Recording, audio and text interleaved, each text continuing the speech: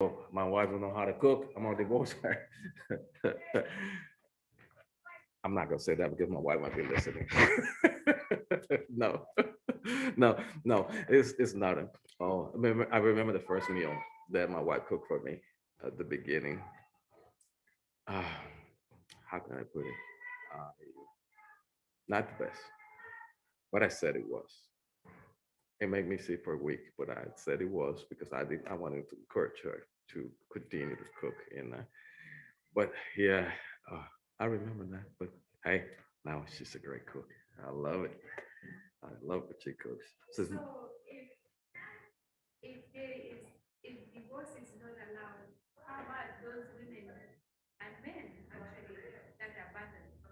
what?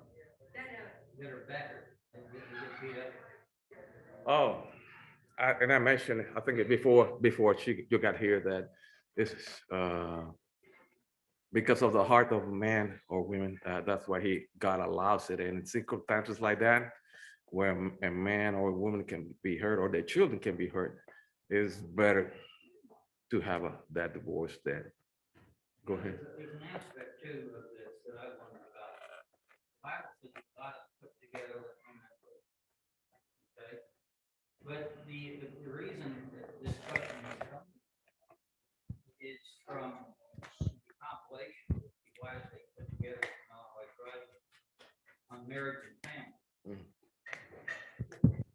Thank you.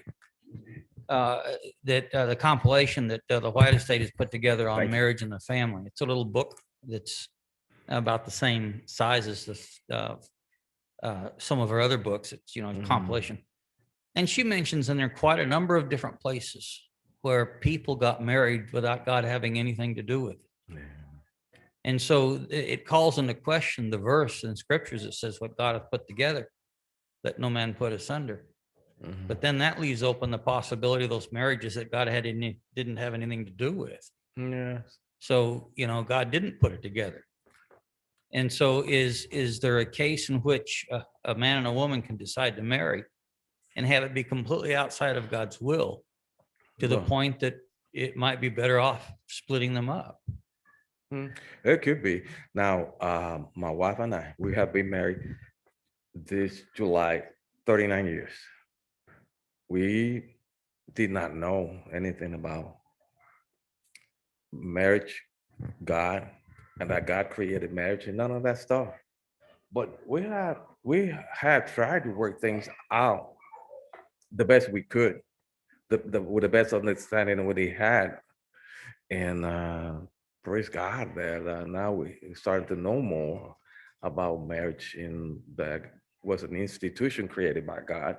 But uh, we didn't, and no marriage is perfect. Don't get me wrong. If you are going to find uh, misunderstanding in between the best Christian um, families, misunderstanding. In the holiest of families, you'll find problems. Right. It's going to be misunderstanding. I guess the point that I'm trying to break is how you solve that misunderstanding with no screaming or physical abuse or things like that. That's that's the whole point, and that's the what God wants us to understand, that the only thing that don't have any the only thing that have no cannot be solved is you dying in sin,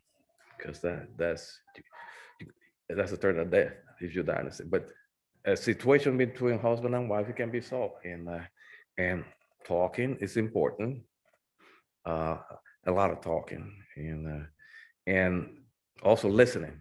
That is important in marriage. It's like you said, a lot of people, and it's a misunderstanding also. I heard a lot of young ladies that said, "Oh, he's like that now, but I can change him." Or a man saying the same thing. Uh, we cannot change anyone. Only Christ can. Christ is the one that can change people through the Holy Spirit. So that's a mistake. You raise your hand? I thought you raised your hand. I'm sorry. So, but those are the things that we need to understand that marriage, even though there are situations, I'm not saying I cannot judge a person why that person got divorced or not, because I don't know what happened between them. Could be something really bad, could be something really simple. So that's what happened is between those two and the Lord. So, but here's a marriage and family. Marriage said was divinely established in Eden and affirmed by Jesus to be lifelong, a lifelong union between a man and a woman in loving companionship. And that's a important word, loving, because there's no love. I don't think a marriage can work without love. I mean, relationship cannot work without love. The same the relationship with God. So if without love it cannot work, how do you keep it together? Whoa, is it? It is lightning. Uh, how can you keep it together if it cannot work without love? I think that's when you need to reach for a higher for a higher learning, for a higher knowledge, and that is Christ, God, because that's the only one that can work. I mean, and that's my personal opinion. Uh, if a couple does not have love and they don't know Christ, it is hard, not impossible, because I said we didn't, but we try and try and try and try. And here we are 39 years after. And I tell you, it's not easy. But and I realized too that it helped a little bit that I was not at home a lot because I was in the missions with the army. That helped a little. That I Yeah. was that I was not at home that much, and she spent a lot of time with the kids. But it shouldn't be like that. And also says that mutual love, honor, respect, responsibility are the fabric of this relationship, which is to reflect the love, sanctity, closeness, and permanence of the relationship between Christ and his church. And that's the thing, when I read in the Bible, that says that to love your wife like Christ loved his church. I was like, wow. I was like, that statement was like here, and I was like over here when I read that, and I was like, oh my goodness, all this time I've been doing it wrong, and and I guess it has to do also, man, with how you were raised in your family. And back home, um, Puerto Rico, man, they tell the man that you have to be the man, and your woman had to listen. The wife had to listen to you. I learned that the hard way. It doesn't work like that. Uh, it's it's more than that. If you want to receive, you have to give, and it's kind of mutual, back and forward. You just can't take without giving. And we had tough times. We made it through it. Well, we're still working on it. We they made it through, and we made it through when Jesus come. Yeah, right. So You don't foresee period. You don't foresee a period of time when you and your wife could actually say, this is the way it's supposed to be. which way? The way that we were doing it before? No, the way that it should be Oh, in your now, relationship. yes. Now we see that Okay. after we have gone through in reading it, yes, I I said yes, this is the way it should be, and I was doing it wrong. That's the first thing that you had to do. Admit that you were doing it wrong. I was doing it wrong, and I thought I was right. The worst thing that you can do is being wrong and thinking you're doing it right. That's the worst thing that can happen to a person. It's like, now what? Do I have to start from the beginning? Basically, yes, you have to start from the beginning. It's like, and try to erase all that. that I thought that was the right way, put it aside and pray a lot. Pray to God that He'll give me the wisdom, the patience, because you got to have patience and the strength. And I'm not just talking about myself, both sides, because sometimes I, my words, because I was in the military, comes out like I'm giving an order. And I don't mean for the words to come that way, but that's, and every, she had to tell me that, are you asking me or you telling me or you ordering me? I said, no, I'm asking you. So that sounds like you asking. It sounds like you ordering me. And I'm like, okay, let's reword this. And I tried to come out a better way. So, and this is, marriage is an institution that started when? Since the beginning in Eden. Genesis chapter 1 says, then God said, let us make man in our image according to our likeness. Let them have dominion over the fish of the sea, over the birds of the air, and over the cattle. Now I got a microphone now. And all the earth, and over every creeping thing that creeps on the earth. So God created man in his own image. In the image of God, he created him, male and female, he created them. Then God blessed them. God said to them, be fruitful and multiply, fill the earth and subdue it, have dominion over the fish and over everything. So God's intention was for man and women to be together for a lifetime. Now, I share my lack of wisdom that I have while back when I started my marriage. Anyone wants to share anything that happened in the life?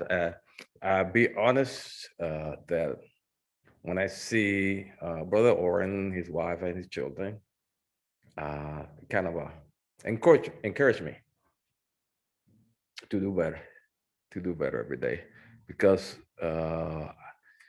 I was surrounded by people that were doing the same thing I was doing. So I thought I was right. So seeing him doing what he's doing, his family, encouraged me to do better every day. And I think that is something positive. So marriage being an institution created by God, but now the enemy started to attack marriage since when? Since the beginning also. Since Eden. He started because he put this kind of things in between Adam and Eve. What the first thing that Adam do when after they sinned? What he blamed his wife. Yeah. Mm-hmm. Instead of, I mean, when God, she was deceived by the enemy, but who deceived Adam? No, he was not deceived. He knew the truth. He knew from the beginning what he was told and what was going to happen. He was created first, and that's why when God came to the garden, he didn't say Adam and Eve. He said who?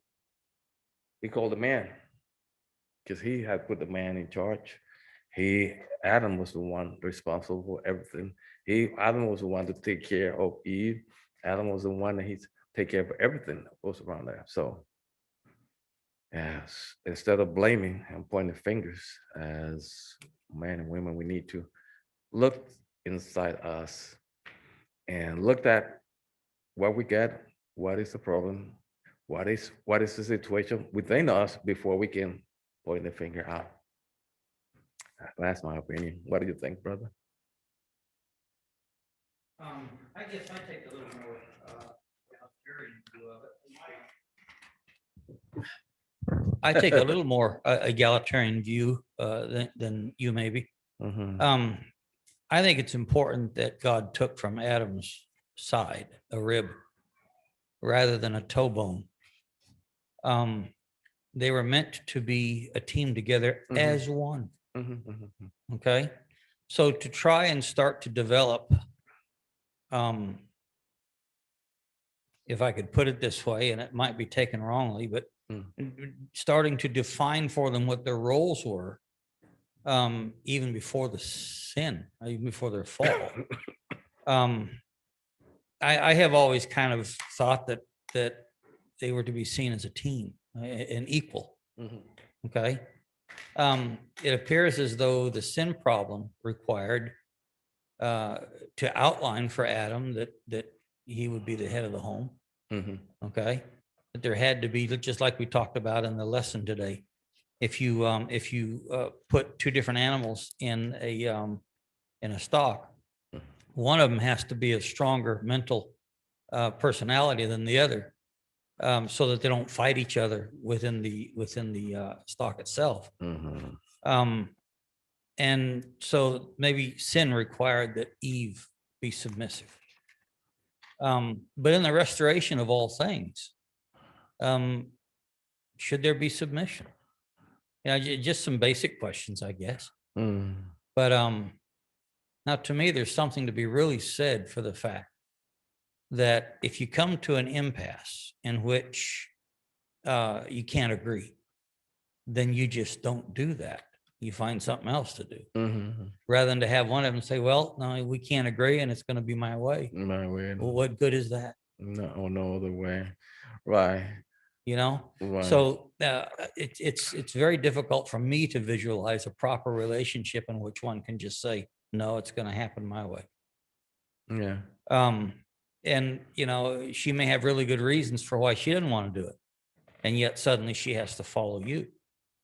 Okay. Which forces her to ignore her reasons. Mm. And to me, the idea of, and my wife and I both in our marriage did it this way, that if we couldn't agree on something, then we found something else to think about. We just didn't do that. Mm. Yes, and then we're gonna talk about that in a few minutes. I understand what you're saying, brother. Any other comments? That wants.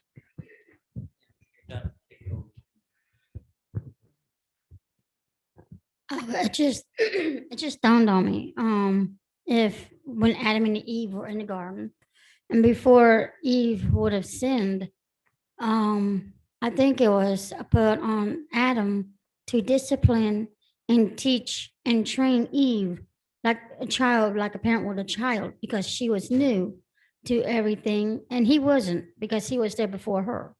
So if I'm sure he introduced her to everything that he knew, but I think he was going to introduce her to more. But when that time came, when they were gathering their food, and she kind of wandered away from him by gathering the food, her guards were put down, and that's when the door was open for like, okay, I got, she's out by herself, so she's away from her maker. Well, her not maker, her, but she's away from her men, and so her guards are down. She's new, she's learning. So it's my opportunity to take her attention away and entice her to do wrong or something like that. If you know what I'm talking about. Okay. And so that's how we are now. We are so easy to put our guards down because it looks tantalizing. And it might not hurt us at first, but it will hurt us, these little sins in our lives. So we need to look at God as our better half. No, God, I'm sorry if you can help me and train me and teach me not to do these things. I will do your will. And as we need to put our will more towards God and what He wants us to do and not stray. Right. I believe that God did talk to both of them, Adam and Eve, when they were in Eden, and they both knew, but Adam knew before. I thought that she had something to say also. Hmm. Okay, she will eventually. Um, so like brother Robin was talking about that it has to be a mutual. Can you hear me? Yes. Oh, okay. Mhm. You know, Sister Sharon mentioned something about Eve. coming to what? To, Walking away from, no, yeah, I mean, Adam coming to Miss Eve and training her, like, God trained both. yeah. So I don't know if that's not how I thought it to be. Like Brother Robin said earlier, I thought that when two of them, when she was created, she was going to work hand in hand Mhm. with each other, Side by and side. that the teacher was going to be God Mhm. himself. Yes. So both of them, I reckon, to my understanding, that they had the ability to be able to learn from God and then be strengthened together. And I know that some time ago I had the opinion too that Miss Eve walked away from Mr. Adam, and as a result, she ate the forbidden the fruit. forbidden fruit. I would think that it was not the case that she wandered away. I think it was a conscious decision that she made. And when Adam was given the opportunity to do the right thing, he made the wrong choice. Both of them, I believe, made the wrong choice. Miss Eve picked up the tree, the fruit, and ate. And when Adam was asked by his wife to not to take the fruit, he could have said no. But Mhm. they both consciously chose it didn't matter where it was, whether somebody was away from it or not, but it was, I think, something that most of us do. When we sin, we sin with consciousness, knowing that what we are doing is wrong. So it's a Yes. choice that each one of us make. Yes. And we go and sin, and we commit every kind of sin, which is really the wrong thing. So I think that these two people was not created one above the other. It was like the two of them. Yeah. They were equal in God's eyes.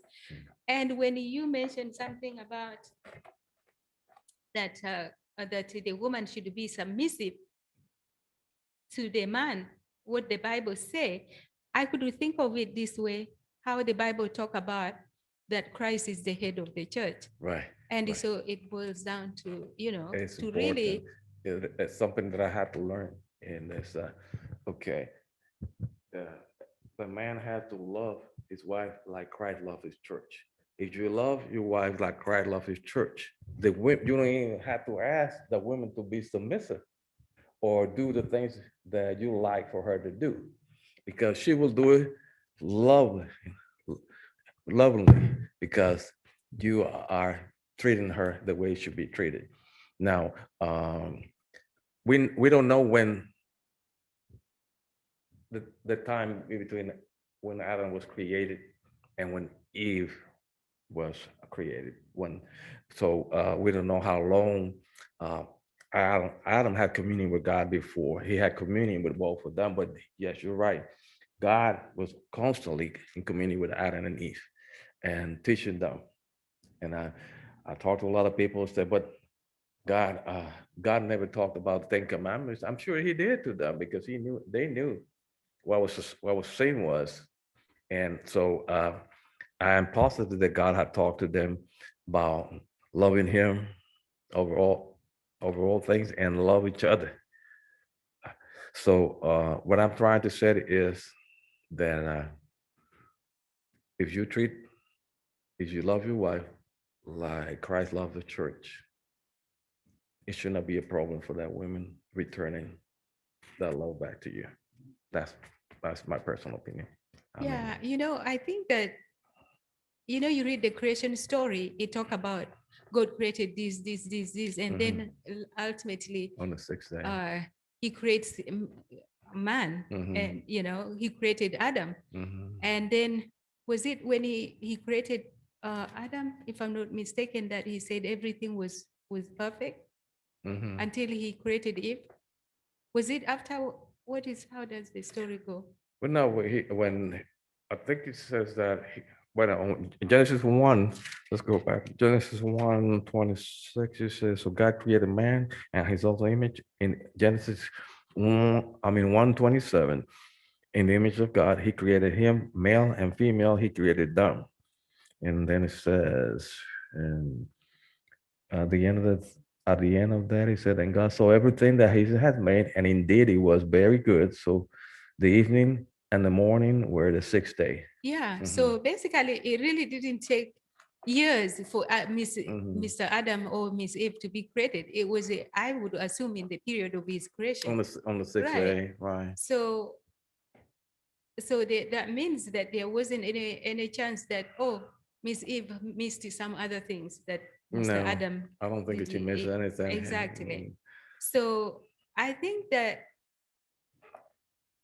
it's just that the world that we live in, it has become a world where power and control is eminent, where people want, like, you have to be the head of something, Mm. and if you're not the head, it becomes a problem. But that's not in God's plan.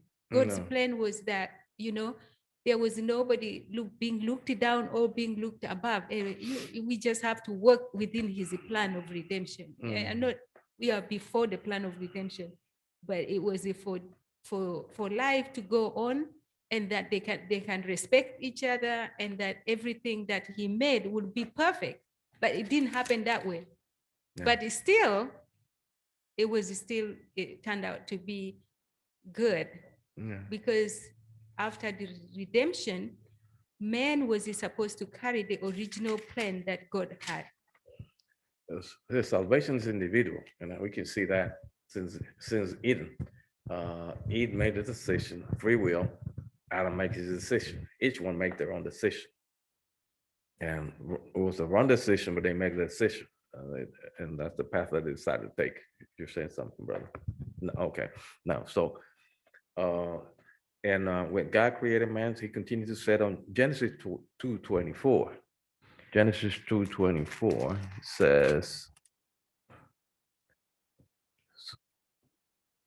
This is Genesis 2:24. 24, therefore shall a man leave his father and his mother, and shall cleave unto his wife, and they shall become one flesh. Amen. Thank you, brother. And I believe that God said that for a reason, because you have seen how sometimes young couple marry and they stay in the parents' house, and what happens? Okay, if it's a son, the mother start interceding for him. Don't say this to my son, or don't do this. He doesn't like this.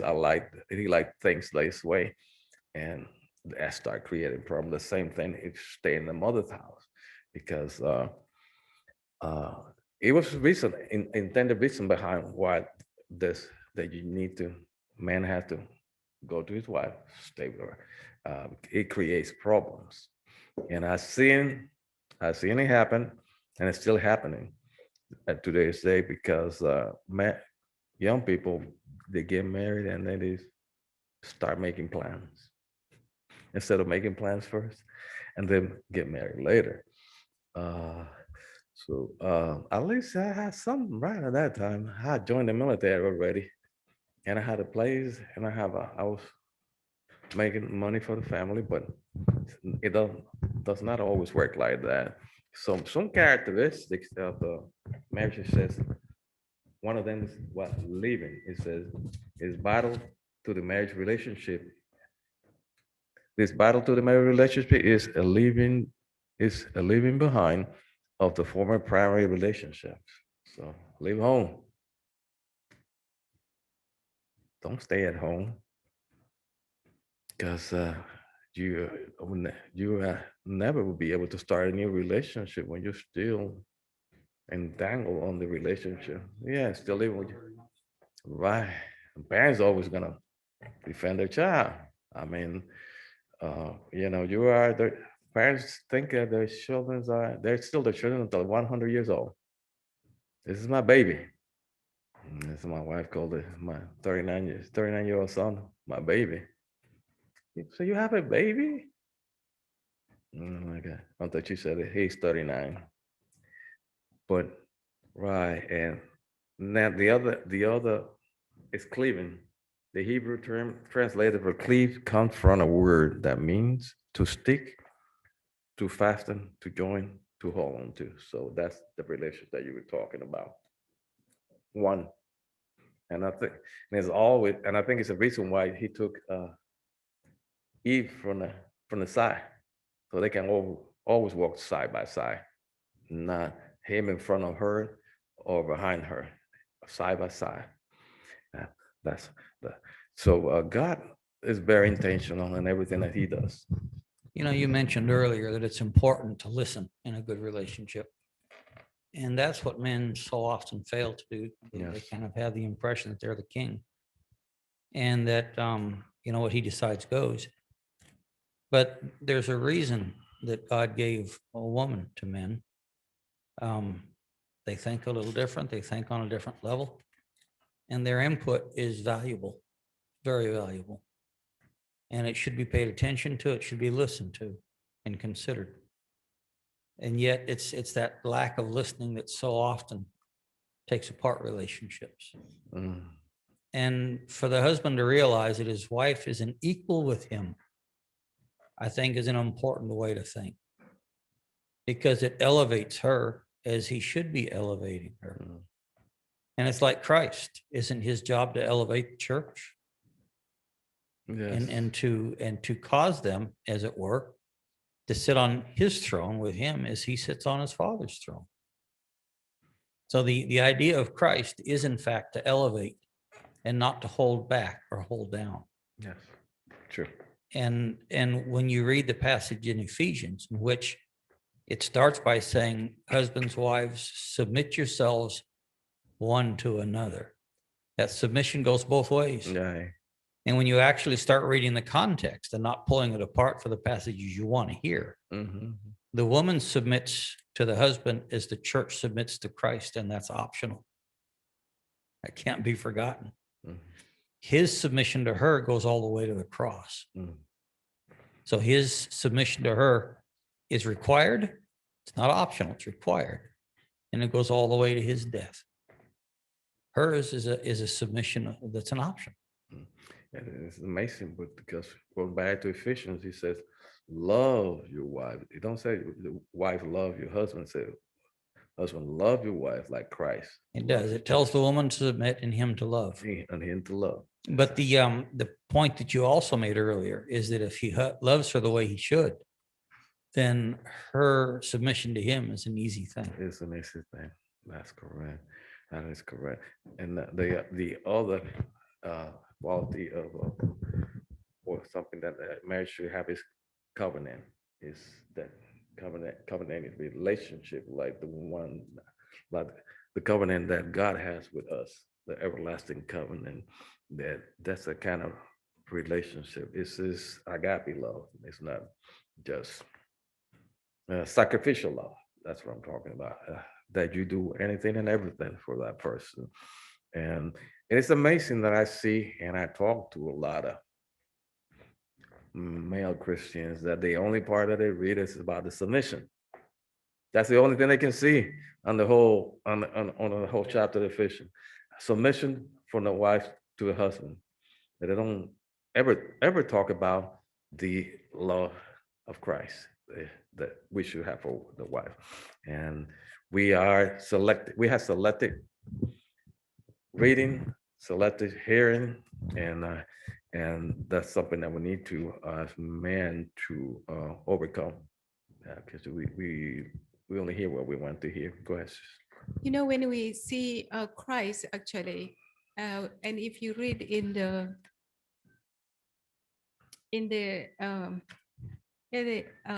writings of Sister White, and even in the Bible, actually, leave alone Sister White, we hear Christ, especially during the time when he was facing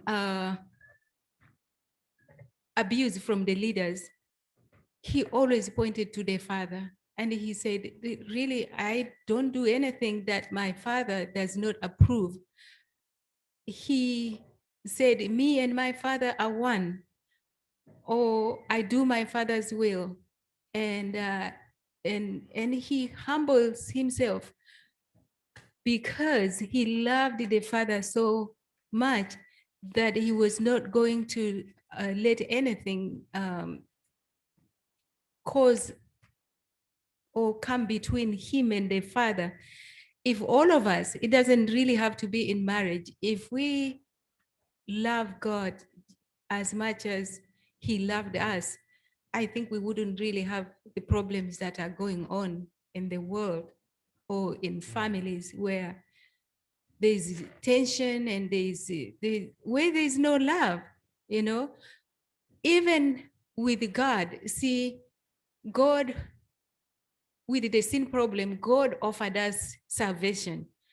But you know, he doesn't shuffle it through our throats. You know, we have he gives us the option to say, I don't want to have it. Free will. Yeah, he gives us the free will. You know, so we have the choice to either come to him or we don't. He doesn't say, well, I've done this. So it's like my effort has to be, you know, some fruit must be seen because of what I did. He doesn't do that. You know, he doesn't do that. He instead he woos us. He says, come, I just want you to come. And if each person, every one of us, husbands and wives, relatives, friends, brothers, sisters, and loved ones, if we do this, the world will be different. But I think we don't do it because we do not see Jesus. If we could see Jesus, things will not be the same. Yes, it is not an easy thing to do for anyone, male or female, to sometimes to admit when they have made a mistake. The world is pushing that if you say that you made a mistake, you make an error, and you apologize, that will make you weak, a weak person, and that's what they promote. And that's why sometimes it's so hard for us to admit that when we are wrong. But so all the characteristics of marriage is becoming one flesh, walking together, standing together, intimacy. Sometimes men make women do things that they don't like to do. And it talks about individual spiritual responsibility. Each person has an individual spiritual responsibility. Like I mentioned it before, salvation is individual. It has to start within us, in us.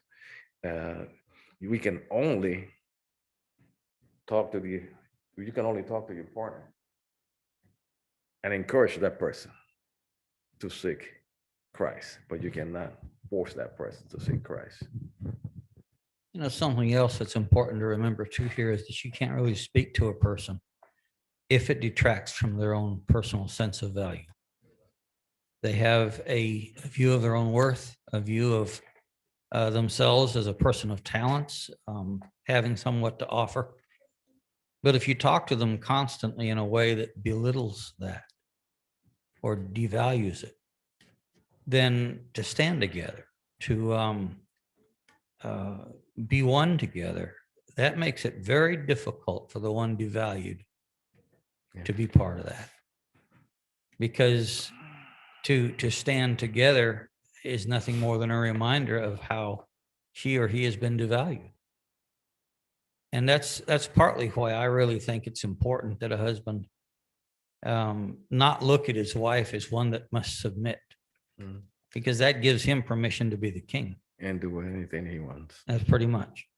But if he values her as a value equal to himself, then he's much more likely to reverence, to evaluate and to Mhm. see value Yes. in his wife, and then to treat what she says with the same kind of respect. And then after that, it's very hard to repair. And it becomes very difficult, not impossible, but difficult to repair that relationship Mhm. that started from the beginning. Now, and that we're going to go into now talking about deviations from God's ideal. It started with polygamy. And we know that with Abraham. I mean, and that's the first thing that people tells me. If God asked uh, think so much about marriage, why he allowed Abraham to have more than one wife. What's even more interesting there to me is that you never find an overt condemnation of polygamy. Mhm. If it was, and I say this carefully because I understand it's a sensitive issue, but if Abraham was really, I mean, take Lot and the whole issue there with his wife, Mhm. all she did was didn't want to leave her home. It was enough to get her turned into a pillar of salt. Right. Um, you know, with the idea of, and I just lost my train of thought there. Go ahead. Abraham, it was Abraham that we were talking Oh, about. yes, Abraham. If it was the same kind of abomination to have two wives as it would have been to worship another god, Mhm. well, there's a commandment, Right. not worshiping other gods. Um, there is no specific commandment in the Bible that you can have only one wife. It's a requirement to be an elder. That's there. Mhm. Okay. It's one of the requirements to be an elder, that you be the husband of one wife. Okay. But there's no direct condemnation of it. And I've often wondered about that. There is even in the Mosaic law, what they call the law of levirate marriage, Mm. in which if you have a brother of an Israelite family and you die without siring a man child or a Yes, child, then you can marry that. yeah, it's not really a requirement. It's an interesting twist on things, but she could come to her dead husband's brother Mhm. and ask to be married to him. And I say obligation carefully because he can refuse. It's very embarrassing to do that. Right. But he could become her husband and have children by her in the name of his brother. So he could have an already established family and suddenly have to have her as a wife as well. Can we say that was like a custom instead of a obligation, or? Well, the reason it's not an obligation is because if he said, no, I don't want that, Mhm. in other words, he couldn't stand his brother's wife, Mhm. okay, and didn't want to have to Right. put up with that. He could say no, but it allowed her to take him to the fathers at the gate. And she was, they would have to allow her to take off his shoes, which was a horrible offense to And the take Middle one Eastern shoe and mind. throw it. Yeah, something along that line. Mhm. To loose his shoes Mhm. was terribly humiliating. To And she could do that to him, and it kind of ruined his reputation in the town, but he could still say no. mhm. So it wasn't an absolute obligation, but it was in the law of Moses, an allowance for more than one wife. Okay. All right. So polygamy kind of goes the same way. It's your free will, a decision that you have made. Now you have to live with the consequences. Mhm. To see what happened to Abraham and his wife and his servant. As consequences of that. And, Yeah. but she raised her hand. She wants to say something. And I can understand that. And we already talked about the fact that when Abraham, was it Abraham who took Hagar? Hagar. Yeah. I think they did that out of desperation. It wasn't a marriage that was officially, that, okay, now Abraham decides to get a wife. It was in desperation of Sarah, who didn't have a child, and she was dying to have a child. That's why that marriage came about. So what could have God done to people who decided for themselves what was Better. not meant to be? So God said, okay, well, go ahead and find it out, but it's going to be difficult, just as it is to this day that Mhm. it is difficult. Now, regarding the levirate marriage, was it, well, why couldn't God allow this woman or man, whatever the brother, to marry this woman when he was alive? It wasn't the right. In what I'm really trying to say is that because the brother is dead, Mhm. that's why he allowed this to happen, that he may have an offspring. But in reality, if this man was living, he was not going to have officially his brother's wife, whatever you call it. You Mhm. know, I wouldn't think that God in his right mind would say, okay, while your brother lives, you can go and have another wife. It's just because God wanted to do something, that because this person is dead, he is like he's no longer alive, living. So that's why he made this woman Right. to go and get married to the Right. other. You know what I'm saying? Mm. Yeah. If I were to respond to that, certainly you couldn't, while the other brother was alive, allow permission to have the other brother's wife. Okay, that's adultery. Yeah, That's that's the adultery. last one that was But what we're talking about. The issue we're really talking about here is, since the other man did die, that freed her up to marry. Okay, however, that's not the issue. It's no longer adultery. It's not the issue. What is the issue is that now she's freed up to marry a man who is already married, so that now he has two wives. Yeah, but that comes about because God's plan that is that this man have children. Mhm. But in reality, it was not meant that, okay, nothing would have happened until death comes around. That's correct. You know what I'm saying? Yeah. So it's not that God has ordained us to be part of his plan. But because of sin, he made it that way. But it's not that, okay, God in his purpose plan that if something like that will happen. But it really is not a normal thing. It's abnormal because somebody is dead now. Mhm. To me, if polygamy was that big of a deal, then God would have had her marry somebody else, not her husband's brother, who's already married. He would have had her marry somebody else and have children by him. But then that would have been furthering that new man's lineage, not her dead husband's lineage. I'm saying that's why. But if, I understand, but if she marries her dead husband's brother, then it's still not her dead husband's lineage. It's her dead husband's brother's lineage that's being continued now through two wives. But it stays in the family. I don't see that as making that much difference, but, It does. and the issue here too, that we have to divide, is adultery against polygamy. They're not the same. Then no, and we're going into adultery, and that's when the husband is alive, right? Or the woman is alive, and man or woman have a relationship with someone else, brother, sister, whoever. That's adultery, and that's something that the Bible does condemn. One of the commandments.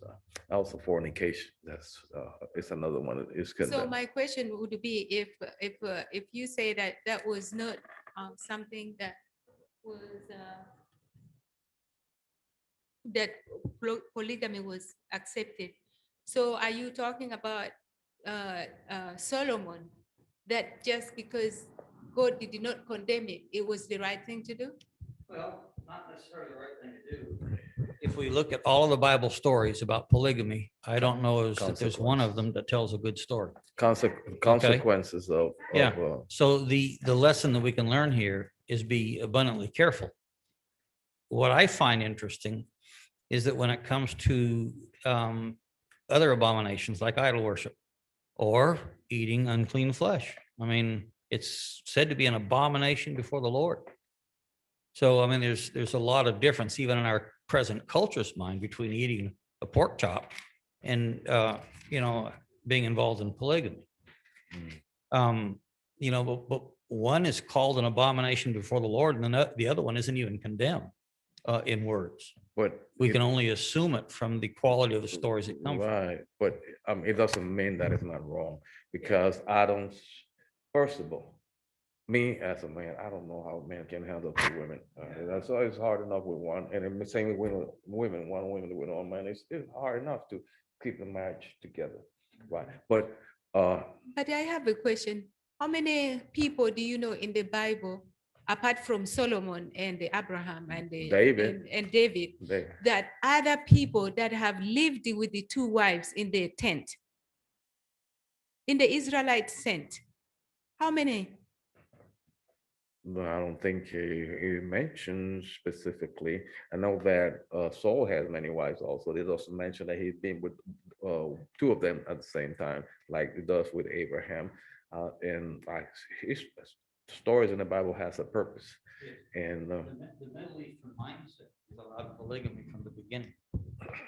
The Middle Eastern mindset is allowed polygamy from the beginning. And remember, when the qualifications are given for the Christian church, what it takes to be an elder, it specifically makes the beginning of the Christian church. Well, you have it all the way back to Abraham. Yeah, but you see what I'm trying to find out is the trend of safety in having two wives or having three. I'm not sure what they saw as the benefit, but I know that not only does biblical history point out numerous examples of polygamy, but it's also in the history. The secular histories that we read, the qualifications, I mean, throughout the Old Testament. I mean, if having multiple wives was an abomination, was it Solomon's 700 wives? Why wouldn't God finally step up and say, no, wait, this is enough? Okay, he wouldn't let David build a sanctuary because he'd killed a few men in battle. But he let Solomon build a sanctuary in spite of 700 wives. right, but You know, and you see- kind of got to wonder. Yeah, but you see where this deviation, because the book school on the deviation of what God has already has said, got Solomon to, I mean, the women that he married got him to be an idolater. I mean, he did things that he knew that were wrong, because, and those are consequences of this polygamy. Right now we have some, I said, Mormons groups that they do have more than one wife, and they practice that. Not I said no, not all of them, but I've seen groups that they do Warren that. Jeffs, for instance. Right. And the things, and it's not something that God is pleased with. But once again, goes back to free will. God is not going to tell you. I mean, he had told you already. The Bible, and when you learn the Bible, he's going to force you to do that. You got free will, your decision. You got to make a decision. You'll make it for life or you make it for death. But that's what's happening here. People making decisions. Also, so Jesus talked about adultery is not only what you do, is what you think with your mind. He talk about adultery. How can you, by just thinking about that, you can also commit sin. And he was trying to people to understand, a man to understand, and women to understand that it's not just the act, it's also the thought of doing it, or the thought of doing anything is against the word of God. It's offensive to him.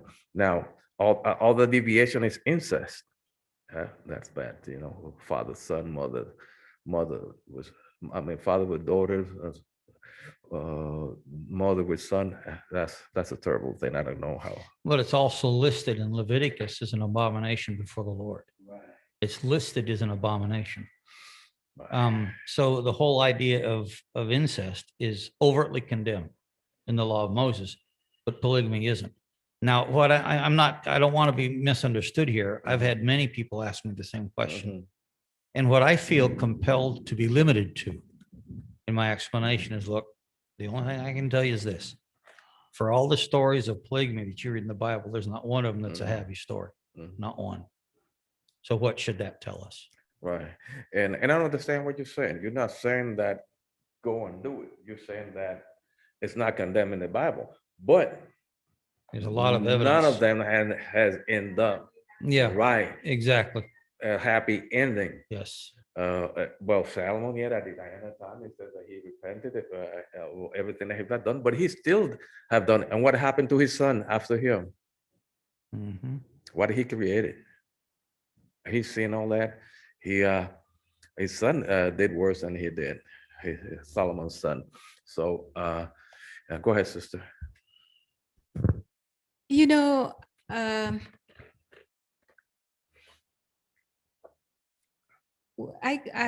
I understand that, you know, when I was growing up as a young person, I know that there were people who had two wives, and of course, it was not a happy family for most of the time. And people ask, yeah, do they have so many wives nowadays in my country? I said, you know what? Any sin is not only confined to a particular part of Africa or any part of the world.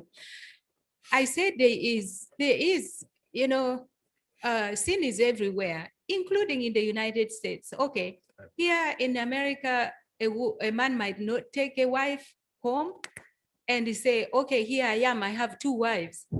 Although sometimes you know that they are, one man is dealing with the two women, one in another state and another one in another state, Mhm. you know, but it's all wrong. It's all sin. That's the nature of men, you know. So we know that it may be an affair, but it is still wrong. It's still wrong. You know, it is still wrong. One, you may be carrying an affair somewhere and not letting your wife know that you're dealing with No. something like that. Yes. This is how perverted sin has made us to be. And it's not actually confined to only men, And women too. including women. So Women it's too. just the nature of our hearts that we drifted away from the love of God, Right. from what the original plan of God is, Mhm. that we become like animals. And we Right. need to really go back to his And plan. not only that, the damage that we do to the women, spiritually and emotionally, women or man, because it can happen either way, either or. So it's just, I mean, it's terrible. But what happened to a woman or a man, that happens to them. And go ahead, bro. Yeah, the idea that you're speaking of, I've kind of alluded to it in another different context in which, you know, a man looks at his wife as though she must submit. That gives him the idea that he can be king. And do But if whatever. we're allowed to have 700 wives, rather than respecting each one and elevating each one to their proper level, it truly leaves the idea of ownership. And that's a dangerous game too. Right, is not looking at a person as a human being, but as an object, You know, something to be owned. something that you own, and instead of something that God has given to you, a gift from God, and that's the difference. And in uh, good marriage or a loving Christian marriage and marriage that reality has don't even know what the Lord asked them to do. So and we have two more. That's divorce, that is practice. I mean, I don't know how many divorces we have each day in the United States, all over the world, because they happen so often that, and for any reasons, like I said, mentioned at the beginning, young people go to marriage already thinking about a divorce, already have plans to divorce. Now they make contracts before before they get married. You know, if this don't go this way, they go this way. That gets null, and I get this much, and all this stuff. I get half of what you have, and so they already have making arrangements of what's going to happen before it happens. So oh yes, that's another one. They just and or they said, like the sister said, let's know each other for a while. And then if things go well, then we can get married. That's very common today's day in these young people's lives, and not young people's only. I see adults doing the same thing. Right, and yes, yes, scary but truth. And homosexuality, that one is it is condemned. It says that is abomination, homosexuality, and but the thing about it is that the news, the media, and everyone that promotes that is a normal thing. That is something that should happen. I mean, let them be happy. If they're happy that way, let them be happy. Uh, I don't understand it. I mean, don't misunderstand me. I don't hate them. I love the person. I just don't love what they're doing. And I'll have to let them know that I'm not agree with what they're doing.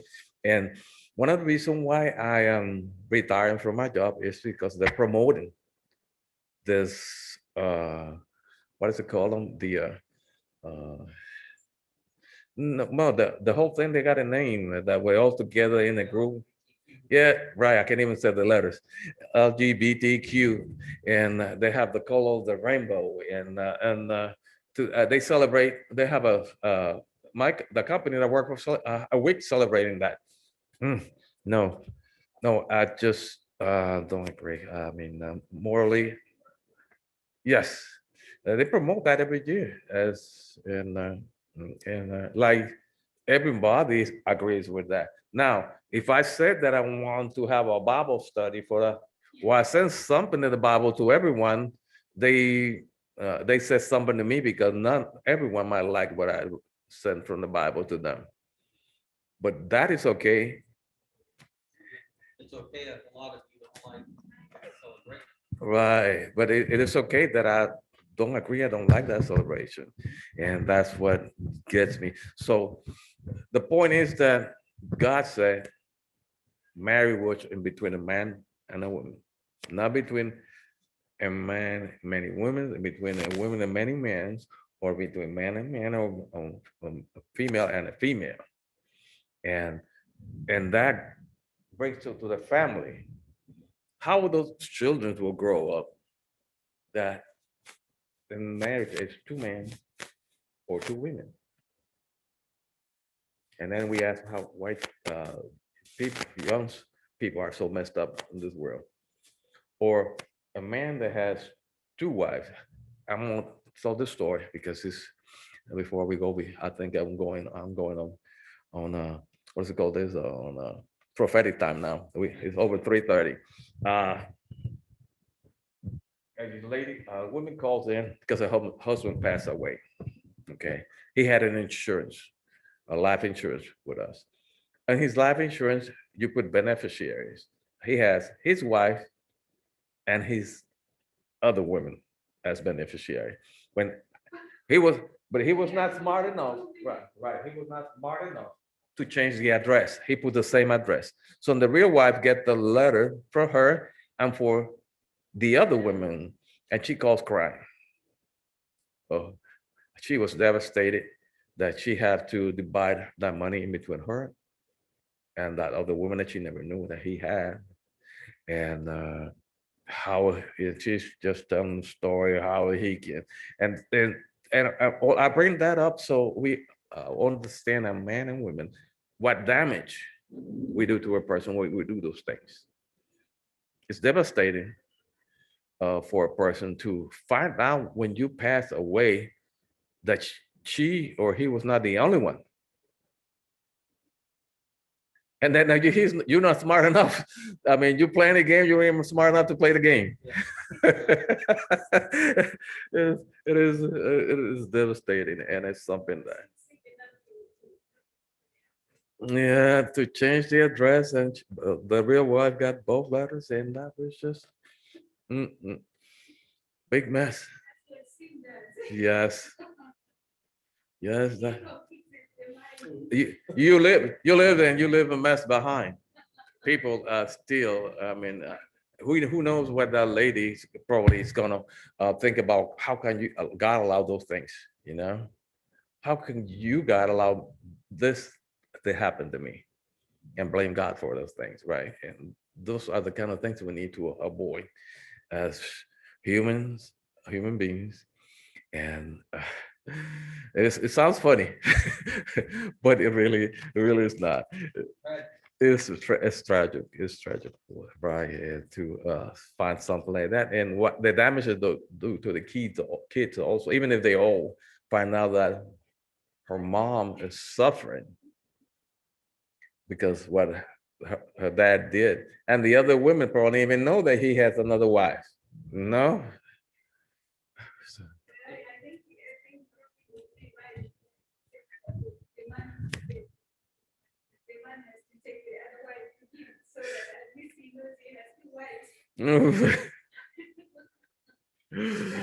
You know, it reminds me of my ex-wife's parents when my ex-wife and her mom were in a terrible auto accident, and her mom was lost from that. And her dad wasn't doing well, single. He wasn't going to last. He was going downhill very quickly. Mm, And a young lady showed up on her doorstep that used to be one of his students when okay. he was teaching in the academy, and she was a student at the Mhm. academy. And it wasn't like, I mean, he went ahead and married her as a second wife.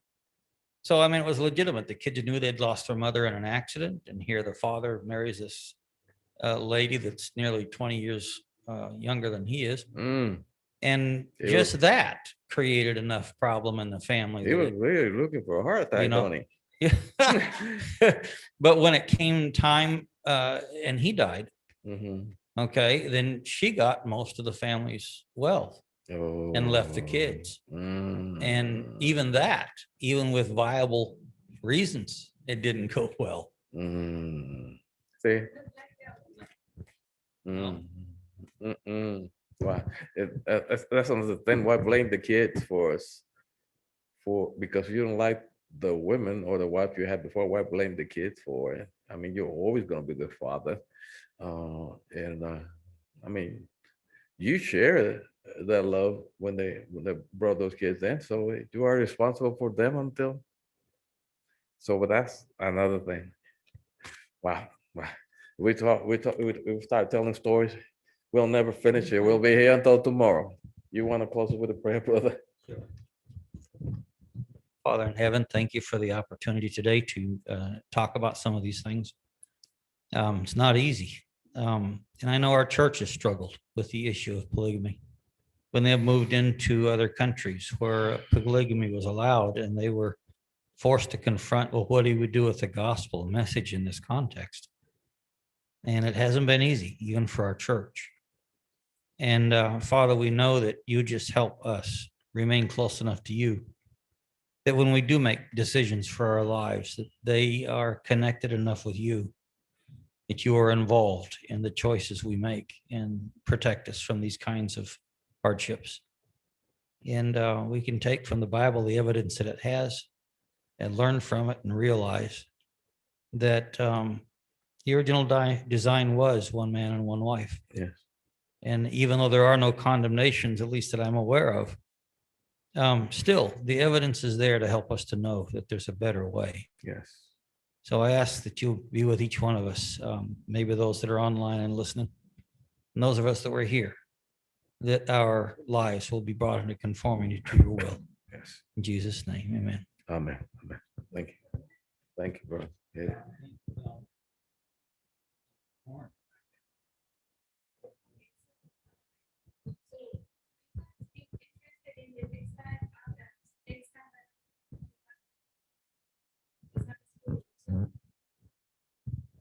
What she's asking about